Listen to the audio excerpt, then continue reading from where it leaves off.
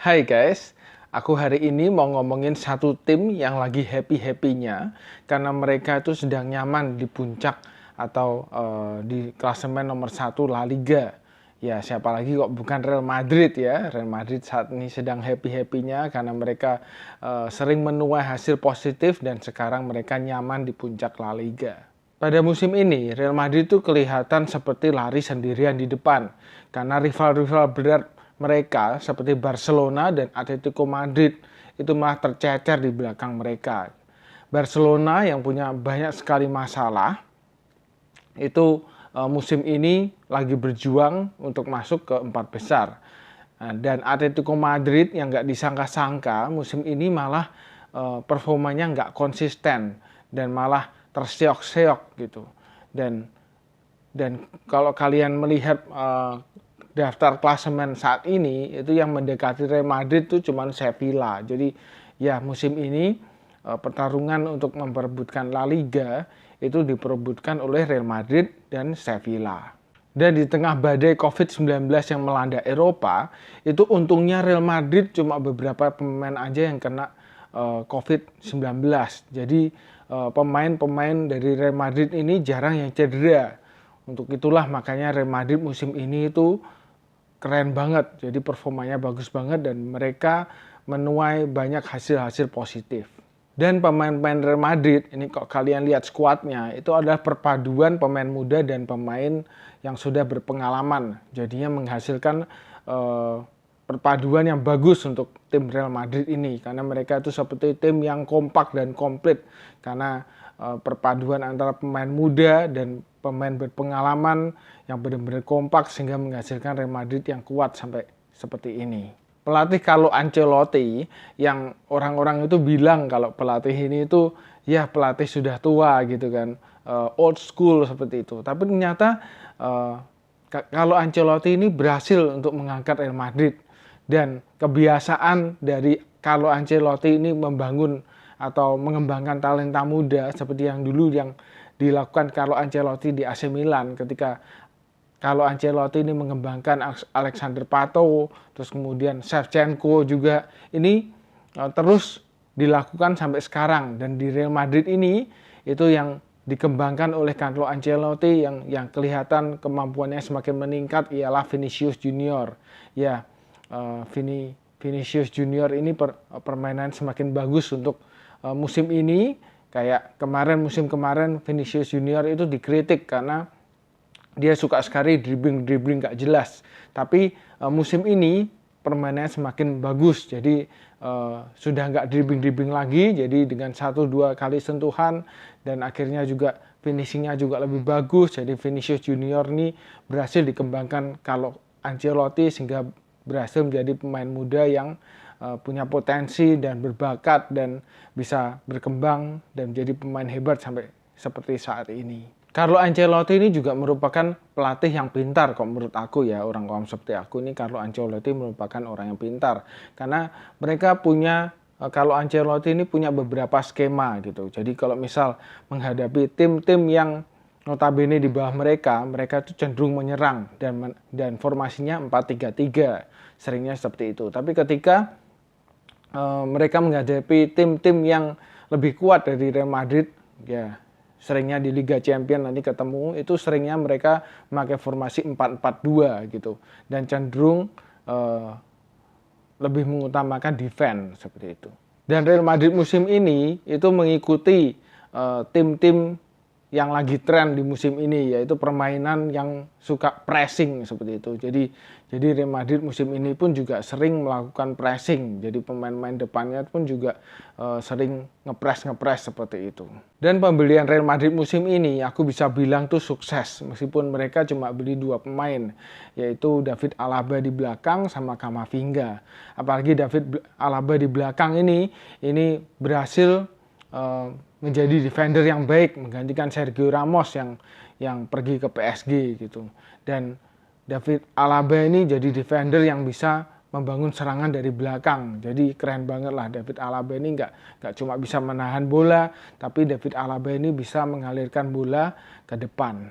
Terus Real Madrid ini kan juga terkenalnya sejak zaman Zidane kemarin itu sering bermain pragmatis. Ya, di musim ini pun juga masih ada sifat-sifat seperti itu. Jadi mereka tuh bukan mengejar banyaknya gol, tapi setelah mereka mendapatkan gol yang cukup banyak, ya, mereka cenderung untuk bermain pragmatis juga gitu. Yang penting menang seperti itu. Jadi mereka nggak gerusa-gerusu bikin banyak gol atau bermain indah, itu nggak penting. Yang penting mereka sudah unggul, mereka cenderung untuk bertahan dan mempertahankan keunggulan mereka seperti itu. Aku ingin bahas masing-masing lini dari Real Madrid ini. Aku mulai dari yang belakang dulu ya, yaitu penjaga gawang. Ya, penjaga gawangnya ialah Courtois. Ini adalah penjaga gawang yang hebat, yang merupakan salah satu penjaga gawang terbaik di dunia, dan benar-benar Real Madrid beruntung punya Thibaut Courtois ini. Terus kemudian di lini belakang ini seringnya dimainkan ialah David Alaba sama Eder Militao. Ya, Eder Militao sama Alaba ini musim ini sering bermain bagus dan mereka sudah kompak. Ya, kadang-kadang Nacho main menggantikan, tapi kok menurut aku sih kombinasi terbaik ialah David Alaba sama Eder Militao. Benar-benar jadi tembok yang kukuh untuk menjaga pertahanan dari Real Madrid ini. Oke, untuk lini tengahnya ini kok menurut aku formasi yang bagus, ya kok formasi 4-3-3, itu kombinasi yang bagus ialah Casemiro, Toni Kroos sama Luka Modric. Ya, kalau kalian lihat itu di lini tengah ini yang nggak tergantikan ialah Luka Modric, karena Luka Modric ini adalah jantung serangan dari Real Madrid. Jadi Luka Modric ini benar-benar pemain yang komplit. Dia bisa mengalirkan bola ke depan, dia bisa jadi playmaker, dia juga bisa jadi penahan bola di tengah seperti itu. Jadi Luka Modric ini meskipun sudah berumur, tapi dia tetap merupakan bagian yang penting di lini tengah untuk Real Madrid ini. Dan kalau kalian lihat Toni Kroos itu sering bisa digantikan oleh Valverde. Dan ada juga Camavinga juga untuk di lini tengah ini, dan Camavinga ini merupakan pemain muda yang kalau menurut aku sih bagus ya, potensial dan bisa kadang-kadang bisa menggantikan Luka Modric juga seperti itu. Dan ya yang paling krusial sih Luka Modric sih, kalau andaikan Luka Modric ini cedera atau nggak dimainkan, itu Real Madrid permainannya kayaknya agak sedikit rapuh atau kurang begitu perform, kurang begitu tajam seperti itu. Jadinya ya Luka Modric ini merupakan bagian yang penting untuk lini tengah dari Real Madrid. Terus di lini depannya, ya di lini depan ini sering, kalau 4-3-3 sering menggunakan 3 orang ini, yaitu Vinicius Junior yang lagi on fire musim ini, Benzema ini merupakan salah satu penyerang terbaik dunia. Wah, Benzema ini kok udah pegang bola, udah dapat bola itu berbahaya sekali di depan gawang karena finishingnya bagus untuk Benzema ini. Terus kemudian aku lebih suka Asensio. Ya, Asensio ini merupakan pemain Spanyol yang menurut aku sih paling apa ya? Kalau di Real Madrid itu kan sempat timnas Spanyol tuh nggak memanggil pemain-pemain dari Real Madrid, dan menurutku pemain Spanyol yang paling bagus di Real Madrid itu adalah Asensio. Dan Asensio ini ya akhir-akhir ini sering cetak gol juga dan perform juga bagus, oper-operannya juga bagus. Jadi Asensio ini kok menurut aku pemain Spanyol yang berbakat yang ada di Real Madrid saat ini. Ya, depannya ini cukup bagus ya, ada Benzema yang tajam, Vinicius Junior yang on fire, Asensio juga nggak jelek-jelek amat kok menurut aku.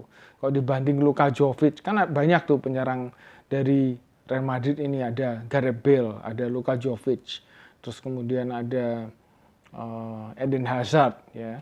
Dan kok menurut aku sih yang paling bagus, kombinasi terbaik ya 3 itu, Vinicius Junior, Benzema sama Asensio. Ya, Real Madrid musim ini kalau pemain-pemainnya pada bugar semua, yang penting tuh Luka Modric sama Benzema, sama ya Vinicius Junior mungkin musim ini. Jadi kalau misal selama masih ada Luka Modric, Benzema dan Vinicius Junior, wah ini Real Madrid ini berbahaya sekali dan bisa memenangkan La Liga untuk musim ini. Jadi ya ini kok prediksi aku ya, untuk musim ini juaranya untuk La Liga ialah Real Madrid, karena Real Madrid itu lagi nyaman banget di atas, performa mereka bagus, main mereka juga jarang yang cedera.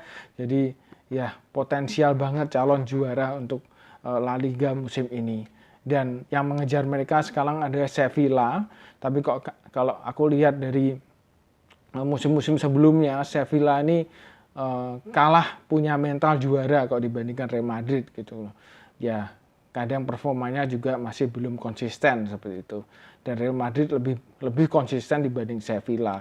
Untuk itu ya aku optimis sih Real Madrid bisa memenangkan La Liga untuk musim ini. Ya, itu adalah ulasan aku, obrolan singkat aku mengenai Real Madrid musim ini yang keren banget. Ya, terima kasih sudah menonton video aku sampai habis. Bagi kalian yang belum subscribe channel aku, silahkan subscribe dulu ya, supaya aku semakin semangat untuk mengembangkan channel ini. Terima kasih, kita ketemu lagi di video aku selanjutnya. Ciao.